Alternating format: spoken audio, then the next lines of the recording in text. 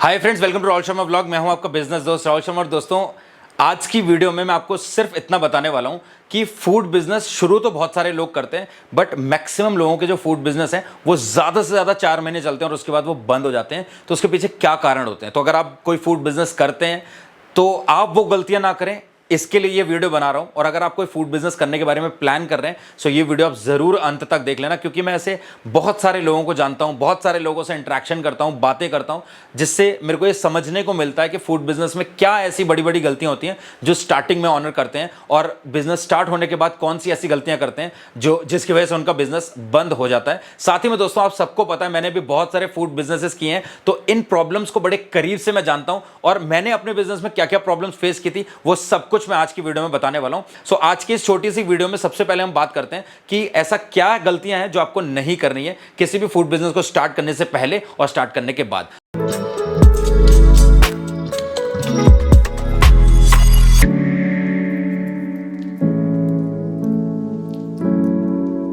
तो दोस्तों, सबसे पहली और सबसे बड़ी प्रॉब्लम पता है क्या होती है? हम YouTube पे किसी भी बिजनेस की वीडियो देखते हैं और हमें लगता है कि ये बहुत ज़्यादा आसान है, और यही हमारी सबसे बड़ी गलती होती है। जब हम ये भूल करते हैं ना किसी भी बिजनेस को आसान समझने की, हम आधा अपना बिजनेस वहीं खराब कर लेते हैं, क्योंकि हमें वो आसान लगता है, हम उसकी बहुत अच्छे से तैयारी नहीं करते, क्योंकि हम ओवर कॉन्फिडेंस हैं ये सोचकर कि ये तो सिंपल है, मैं कर लूँगा। लेकिन जब आप रोड पर उतरते हैं, जब आप मैदान में उतरते हैं, हकीकत तब पता चलती है। देखो, YouTube की वीडियोस में बहुत सारे लोग आपको बता देंगे कि इससे आसान बिजनेस कोई नहीं है, बड़े आसानी से शुरू करिए, एक दिन काम करिए और कमाइए लाखों रुपए। ऐसा नहीं होता। अगर आप बिजनेस की सच्चाई को करीब से जानना चाहते हैं तो मैं आपको बता दूं कि बिजनेस करना बहुत ज़्यादा आसान नहीं है। अगर बिजनेस करना इतना आसान होता, हलवा बनाने के जैसा होता, तो हर दूसरा आदमी एक बहुत बड़ा बिजनेसमैन होता, है ना। Business is all about risk and uncertainties. तो रिस्क लेना अगर आप जानते हो और अगर आप बहुत ज़्यादा मेहनती हो, हार्ड वर्किंग हो, तभी आप बिजनेस में सक्सेस पा पाओगे। और इसके अलावा जो बहुत बड़ी चीज़ होती है किसी भी बिजनेस को शुरू करने में, वो होती है बहुत अच्छी नॉलेज, बहुत अच्छा एक्सपीरियंस। बहुत सारे लोग क्या करते हैं, बिजनेस करना है, यूट्यूब पे वीडियो देखा और बिजनेस चालू कर लिया, ग्राउंड रियलिटी का पता नहीं है। देखो, ये हो सकता है बहुत लोगों को कड़वा लग रहा होगा, मैं उनके लिए उनसे माफ़ी चाहता हूँ। देखो, मेरी भी वीडियोस कुछ देखने के बाद बहुत सारे लोगों ने बिजनेस शुरू किया है, बट मैं हमेशा कहता हूँ कि आपके फेलियर के चांसेस बढ़ जाते हैं जब आप सिर्फ वीडियो पे डिपेंडेंट रहते हो। मैं आपको कहता हूँ, वीडियो में आपने देखा, बिजनेस आइडिया आपको पसंद आया, अब उसकी रिसर्च करना आपका प्राइमरी रिस्पॉन्सिबिलिटी बनती है। और अगर आपने, बहुत सारे लोग क्या करते हैं, उतावले हो जाते हैं बिजनेस करने में, उन्हें कुछ और दिखता ही नहीं है, उन्हें लगता है कि बस विद इन अ मंथ मेरे को बिजनेस स्टार्ट करना है।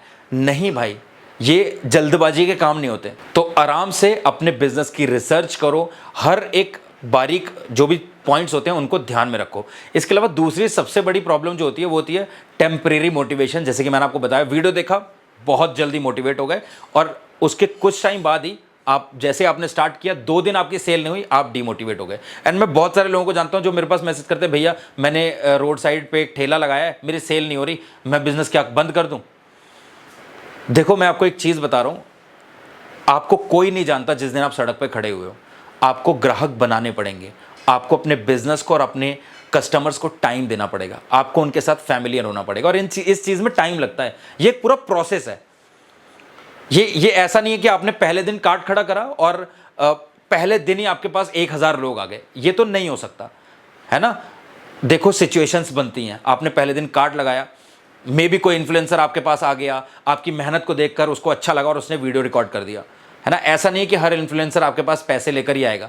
नहीं, आपके पास कोई भी इन्फ्लुएंसर आया आपके काम को देखकर, तो भाई काम अच्छा होना चाहिए। अगर उसे लगा हाँ भाई ये मेहनत कर रहा है, तो वो आपकी वीडियो रिकॉर्ड करके इंस्टा पे डाल देगा, यूट्यूब पे डाल देगा, और आप धीरे धीरे प्रमोशन आपका हो जाएगा और आप धीरे धीरे ग्रो कर जाओगे, आपको पता भी नहीं चलेगा। तो इसलिए, बट इन सब चीज़ों के पीछे जो बैकएंड में जो चीज़ है ना, जो बहुत इंपॉर्टेंट है, वो है आपका हार्डवर्क।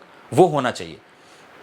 तो अगर आप ख्याली पुलाव बनाते हो सोफे पे बैठ के कि हाँ मैं ठेला लगाऊंगा, 2 बड़े यूट्यूबर को बुलाऊंगा, वो मेरे पास आएंगे, वीडियो बनाएंगे, और अगले दिन रातों रात मैं फेमस हो जाऊंगा और हज़ारों लोग मेरे पास भीड़ लगाकर खड़े होंगे, यूं आईफोन, थार और ज़िंदगी सेट, ये नहीं होता। मैं मानता हूँ ये बुरा लग रहा होगा बहुत सारे लोगों को, क्योंकि कई लोग ऐसे सपने सजा रहे हैं। तो मैं, देखो, झूठी बातें आपको यहाँ पर बताकर अपने व्यूज़ बढ़ा लूँ, अपनी वीडियो को चला लूँ, ऐसा नहीं चाहता मैं। मेरी वीडियोस पे बहुत कम व्यूज़ आ रहे हैं, मैं फिर भी वीडियोस बना रहा हूँ, क्योंकि व्यूज़ बहुत ज़्यादा मैटर नहीं करते।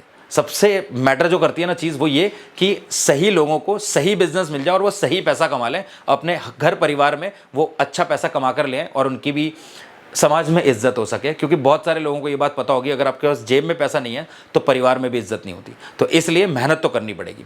इसके अलावा जो सबसे बड़ी प्रॉब्लम होती है वो होती है मार्केट की रिसर्च नहीं करते हैं और मार्केटिंग भी नहीं करते हैं।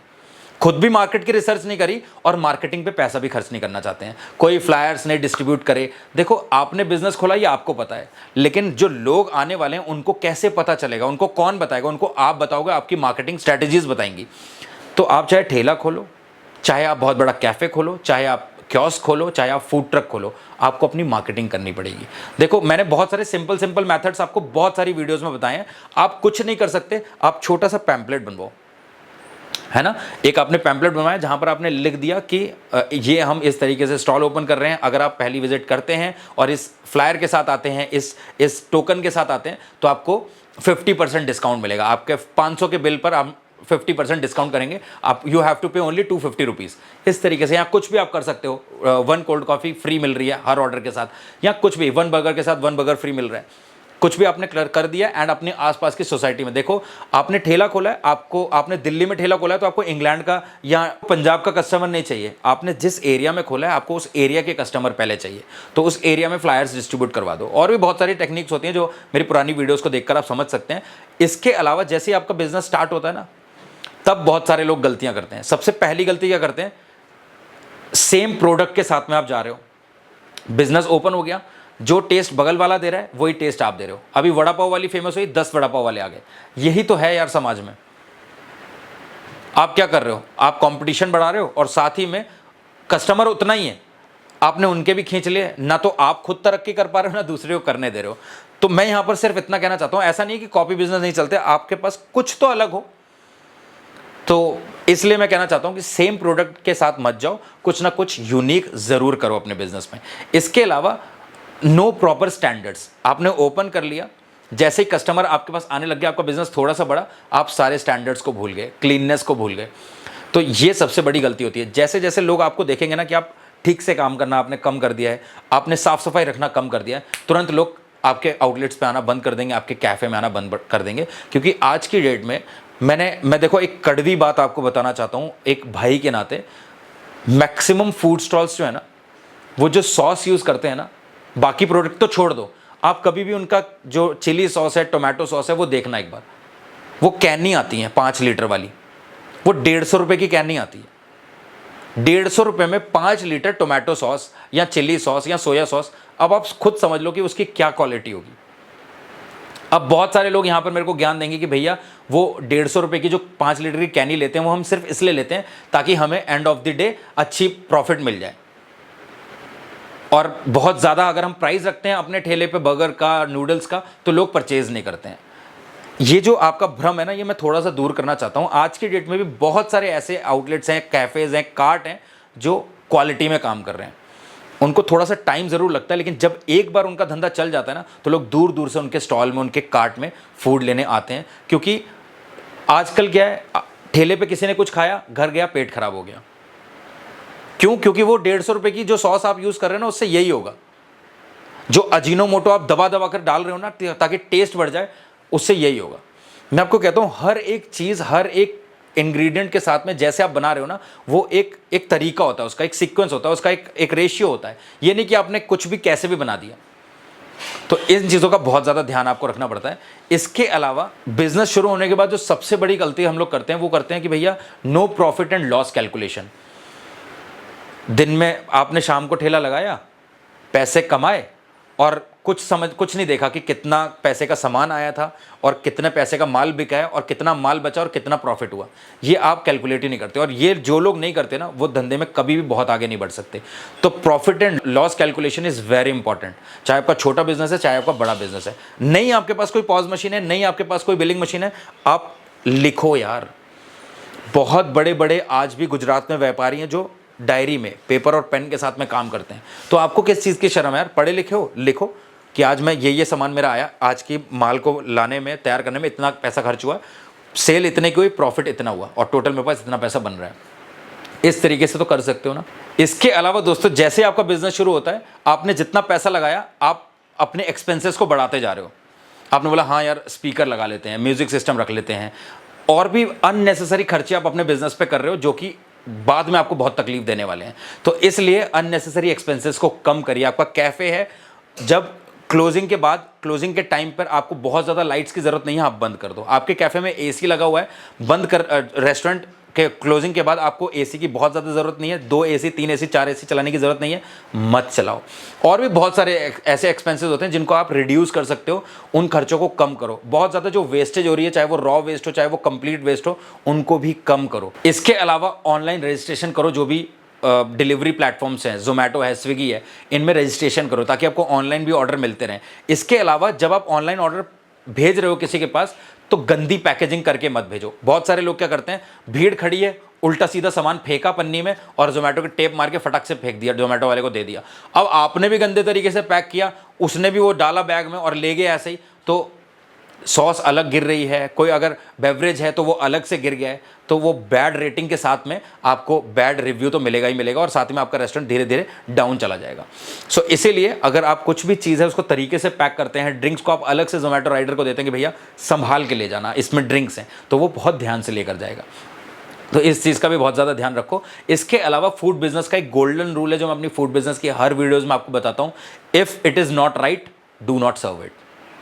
ये अपने जहन में बिठा लो, अपने एम्प्लॉयज़ को समझा दो। सिंपल सी चीज़ ये है कि अगर कोई चीज़ सही नहीं है वो सर्व नहीं होगी, किसी भी कॉस्ट पे नहीं होगी। समझो, सिर्फ इतनी सी चीज़ अपने एम्प्लॉयज़ को समझाओ कि अगर वो आप नहीं खा सकते तो आपका कस्टमर भी नहीं खा सकता। If it is not right do not serve it. ये अपने हर एम्प्लॉय के दिमाग में बिठा दो। और एक सबसे बड़ी चीज़ आपको बताने वाला हूँ, फूड बिजनेस की सेल को बढ़ाने के लिए आपको डेली बेसिस पे अपने एम्प्लॉयज़ को मोटिवेट करना होता है, उनको एक टारगेट देना होता है, एक छोटी सी मीटिंग करनी होती है। आप अगर मान लो, आपको मैं कैफ़े के तौर पे लेकर चलता हूँ, अगर आपका छोटा सा कैफ़े है, आप आए कैफ़े में, या आपका कोई मैनेजर आया कैफ़े में, उसने अपने सारे स्टाफ को इकट्ठा किया और उनको बताया कि भाई आज हमें ये चीज़ बेचनी है। अब ये छोटी सी मीटिंग से क्या होगा, अगर आपका कोई प्रोडक्ट जो एक्सपायर हो रहा है वो सजेस्टिव सेलिंग में निकल जाएगा। आपके एम्प्लॉयज़ को आपने बता दिया कि भैया आज आपको क्या करना है, आलू टिक्की बर्गर सर्व करना है, मतलब मैक्सिमम सेल करनी है, ये हमारे एक्सपायर होने वाले हैं आलू की टिक्की, या आपका पनीर बर्गर सजेस्ट करना है। तो बहुत सारे लोग हैं जो नए आपके कस्टमर हैं, वो आएंगे आपके पास, पूछेंगे भैया आपका सबसे बेस्ट क्या चीज़ है, तो बोलेंगे भैया पनीर बर्गर। तो पनीर बर्गर आपका निकल जाएगा, एक्सपायरी से पहले आप उसको सेल कर पाएंगे। तो ये छोटी सी मीटिंग से बहुत ज़्यादा इफेक्ट पड़ता है। आप उनको टारगेट दे सकते हैं कि भैया अगर आज आपने 50 पनीर बर्गर बेच दिए, आपको एंड ऑफ द शिफ्ट आपको एक गिफ्ट मिलने वाला है, या कुछ भी। और इसके अलावा जो एक सबसे बड़ी गलती है, हम लोग क्या करते हैं, सेल्फ एम्प्लॉयमेंट में फंसने लगते हैं जब भी हम कोई फूड बिजनेस करते हैं। एंड सेल्फ एम्प्लॉयमेंट क्या होता है, आपने बिजनेस खोल लिया और आप ही लगे हुए हैं, आपके एम्प्लॉयज हैं लेकिन वो काम उस तरीके का नहीं कर रहे जिस तरीके का आपको चाहिए, और आप उनको फायर करने के बजाय आप खुद लगे हुए हैं ऑपरेशंस में। तो आपको क्या करना है, उनको या तो ट्रेनिंग इतनी अच्छी दो कि वो उनकी आउटपुट आप उनके आउटपुट को बढ़ा पाएं, या फिर आप क्या कर सकते हो, देखो फिर ऑप्शन कुछ नहीं होता, आपको अपने बिजनेस को बढ़ाना है तो फिर आपको दूसरे एम्प्लॉयज को हायर करना पड़ेगा। साथ ही में अगर आप सेल्फ एम्प्लॉयमेंट में रहते हैं तो आप अपने बिजनेस को ग्रो नहीं कर पाएंगे, आप कभी उसको ऑटोमेट नहीं कर पाएंगे। सो आपको ऑपरेशन से फ्री होना है और आपको अपना दिमाग सिर्फ और सिर्फ किस चीज़ में लगाना है कि आप अपने बिजनेस को बड़ा कैसे करेंगे। आपका छोटा सा कैफे है, छोटा सा रेस्टोरेंट है, यहाँ एक ठेला है, आपको दिमाग लगाना है एक ठेले से मैं 2 कैसे कर सकता हूँ, कौन से ऐसी टेक्नोलॉजीज हैं जिनको मैं यूज़ कर सकता हूँ, कौन सी ऐसी मशीन्स हैं जिनको मैं यूज़ कर सकता हूँ और अपने काम को आसान कर सकता हूँ। जब आप ये सोचने लग जाओगे ना, आपका बिजनेस बंद नहीं होगा, आपका बिजनेस बहुत तेज़ी से जे कर्व में जाएगा। तो इन चीज़ों का आपको ध्यान रखना है। और अगर आपको इस वीडियो में कुछ भी सीखने को मिला हो तो आप मेरी मदद कर सकते हैं इस वीडियो को लाइक करके और चैनल को सब्सक्राइब करके। मिलते हैं दोस्तों अगली एक प्रॉफिटेबल बिजनेस वीडियो के साथ, तब तक के लिए जय हिंद, जय भारत।